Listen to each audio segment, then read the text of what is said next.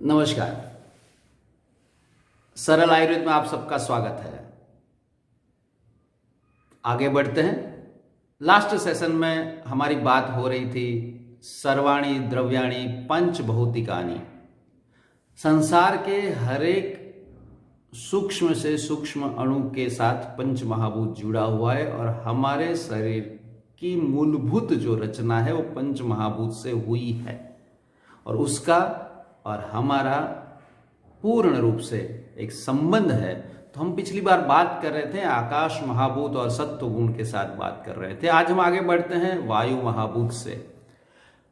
तो वायु महाभूत को वैसे हम तो ये जानते हैं, हम पवन को देखते नहीं है, वो सूक्ष्म रहता है लेकिन उसको महसूस कर सकते हैं।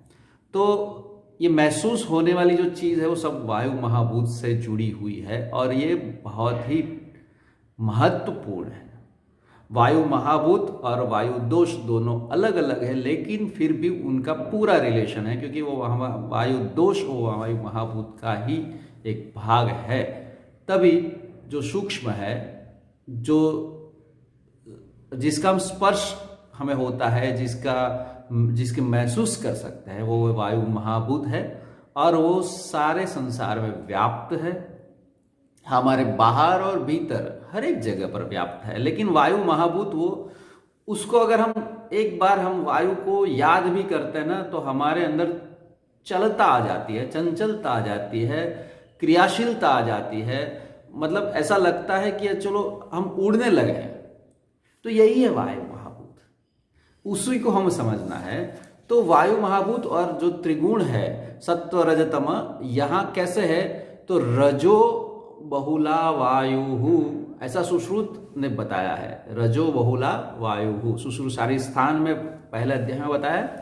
तो जो वायु महाभूत जहाँ पर मौजूद है वहाँ पर रजोगुण एकदम प्रभावी है, एकदम स्ट्रांग है। तो वायु और रजोगुण को कैसे लेना है, क्योंकि रजोगुण जो है वो क्रियाशीलता के साथ जुड़ा हुआ है, चंचलता के साथ जुड़ा हुआ है, जो अतिशय क्रियाशील है और रजोगुण बहुल है। तो वात प्रकृति वाले जो लोग हैं, जिन्हें वायु की प्रकृति है, वो एक्टिव रहते हैं, हर हमेशा एक्टिव रहते हैं, ओवर एक्टिव भी हो जाते हैं। ज्यादा बोलना, ज्यादा चलना, ज्यादा दौड़ना, भाग दौड़ करना, चंचल रहना, वो स्थिरता नहीं रहती है। जैसे हम बोलते हैं ना, कभी हम देखते हैं किसी को नींद नहीं आती, बोलते हैं कि मुझे विचार वायु हो गए। उनका विचारों की चलना भी इतनी एक्टिव रहता है, विचार भी इतने एक्टिव रहते हैं, तो वह रजोगुण से व्याप्त है। तो रजोगुण जहां जहां पर वायु महाभूत अधिक है, अधिक मात्रा में है, मतलब वायु महाभूत की जहां पर उसकी उपस्थिति है वहां पर रजोगुण है। तो रजो बहुलाम वायु, ऐसा सुश्रुत ने जहां बताया है। तो यहीं पे आगे बढ़ते हैं। तो जहां पर मतलब ये सत्व रजोगुण में सत्व श्रेष्ठ है, तो रजोगुण जो है वो एक्टिवनेस की एक द्योतक है। अगर हमको देखें तो पशु पक्षी है, पंखी को ले उड़ता रहता है, एक्टिव रहता है। जैसे आप कहीं पे भी कबूतर को देख लो तो ऐसा मुंह हिलता रहता है, वो एक्टिव रहता है। तो ये रजोगुण और वहां वायु महाभूत वहां एक्टिव है। साथ साथ जो इस प्रकार से रजोगुणी जो है उसके एक हमें पता है कि उसका एक रहता है, जैसे चोर लोग हैं, लुटारे लोग हैं, डकैती करने वाले लोग हैं, वो रात को झांकते हैं। तो रजोगुण में ये सारी बात आती है। वहां सत्वगुण की अनुपस्थिति है और वायु प्रकृति वाले लोग रात को झांकते हैं।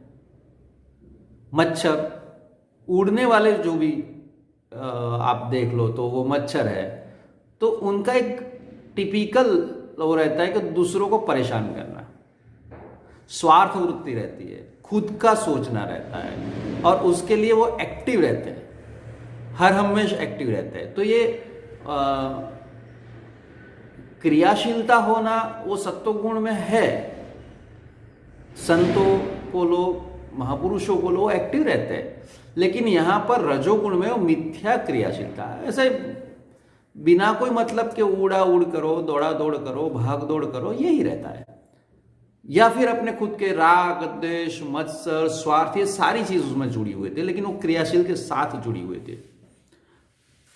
ऐसे हम देखो कि हमारे हम संसार में भी देखें तो वायु है ना, वो स्थिर नहीं है, कहीं पे भी स्थिर नहीं है। तो वायु गुण से वायु आकाश, वायु महाभूत जहां पर प्रबल है वहां स्थिरता नहीं रहती है। जैसे चक्रवात आता है, एकदम से तूफान आ गया, बाढ़ आ गई, भारी बारिश हो गई, ये सारी वायु के साथ जुड़ी है।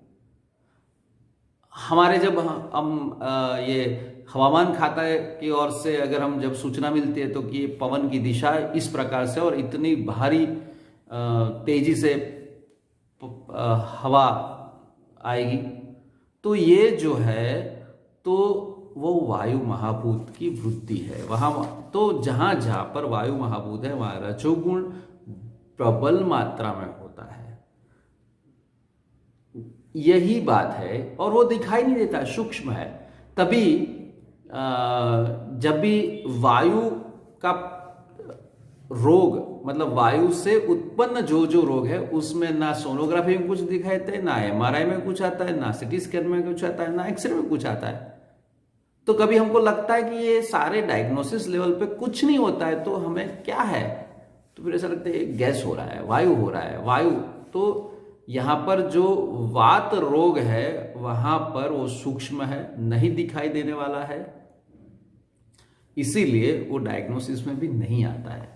और आयुर्वेद की दृष्टि से अगर देखें तो 50% जो रोग है वो वायु से होने वाले, वायु दोष से प्रवृत्त होने वाले हैं। तो यहाँ पर वायु महाभूत भी उतना ही महत्वपूर्ण है।